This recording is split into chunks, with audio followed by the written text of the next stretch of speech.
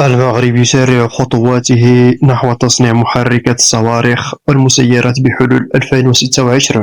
يسير المغرب بخطى ثابتة نحو تطوير قدراته في الصناعة العسكرية، مع التركيز بشكل خاص على تصنيع محركات الصواريخ والطائرات المسيرة بحلول عام 2026.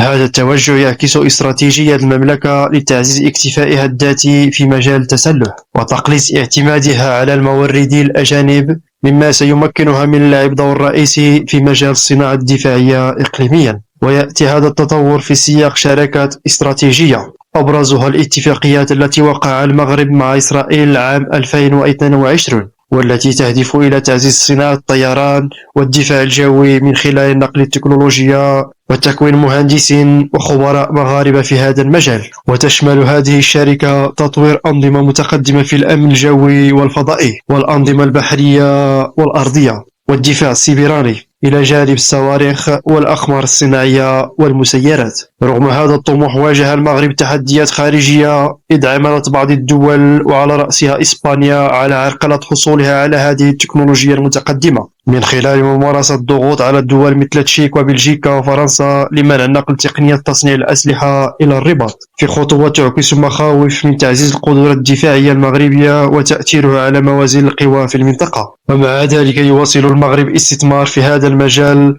واضعا نصب عينه هدف تحقيق استقلالية دفاعية أكبر وتعزيز دور كلاعب أساسي في قطاع الصناعة العسكرية على الصعيدين الإقليمي والدولي.